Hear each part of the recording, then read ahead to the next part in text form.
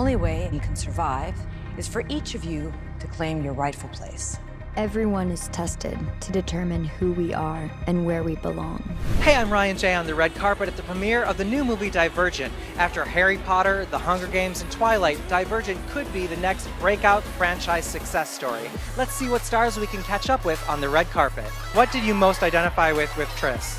Yeah, I mean, I identify with Tris because she's an incredibly courageous person and yet also sort of struggles with being selfless and compassionate and empathetic. And I grew up with two psychologist parents who sort of ingrained empathy and compassion into my brain and my heart at a very young age, which is such a beautiful thing.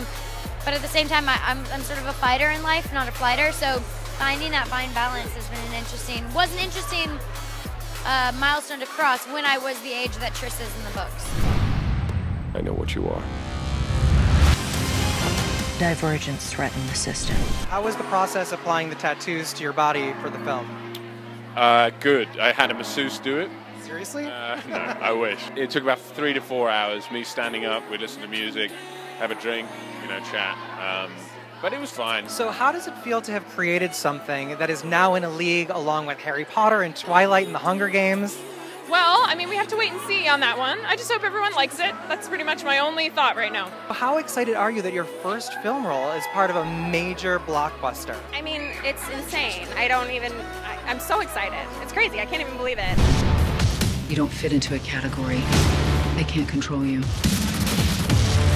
You can't trust anyone. One of the things I love best about Divergent is how it sort of makes a little bit of social commentary on our own society about how we try to place people in boxes. What do you think about that theme and how it relates to our own society? Totally. I mean, that's the problem with Divergent. It's almost like a hyper version of what's wrong with our society now. As far as fitting into a box, I mean, if you think about high school, you go into high school and you're either this thing or you're that thing or you're that thing or you're this thing, and we're all such complex creatures that stereotypes, God, that paradigm is over. Like, we just need to move on from it. We categorize people, and then we put them there, and then we dismiss them because we're like, I know everything about you because you're this, this, or this.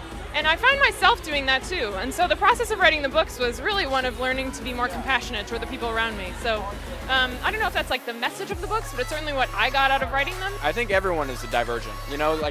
No one can fit into one group and be there the rest of their life. Or if they do, I'm sure they're lying to themselves and fighting temptations of other things they'd want to be.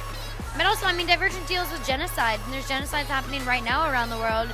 It deals with two females going against each other, but neither of them is evil or good necessarily. They just have differing opinions, which is true of the Democrats and Republicans. It's true of any sort of opposing opinion in life. So that's an interesting thing to look at. We want to be able to wrap our minds around people. People want to understand other people, and maybe that's the first instinct, is to kind of compartmentalize them that way, but you just can't. Your results were inconclusive. That's impossible. It's not impossible. It's just extremely rare. What are some of the biggest changes between the book and the adaptation to screen, and how do you think fans will react to them?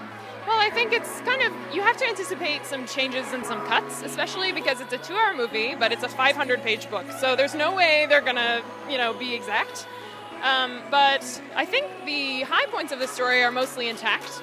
But sometimes they come in a different order, or they involve slightly different characters. So those are the kind of changes to be anticipating. But for me, they were not jarring at all. So I feel like if I can be in love with this book and write it, then everyone else will be all right. Yeah. What are you most excited to see fans respond to in this movie? The ending, I think, is really powerful and really strong. It kind of really builds to a big climax. It's war, there's kind of hand-to-hand fighting, but then there's a big emotionality to it, and also a love story between, Four and Tris. You're afraid of heights. Everyone's afraid of something, but not you. Fear doesn't shut you down, it wakes you up. How ready are you to become a major sex symbol once this movie hits? I've always been ready. No. In terms of being a sex symbol, I guess you don't really think about that. It's very flattering, but I guess you can't go there mentally, because otherwise you become a douchebag.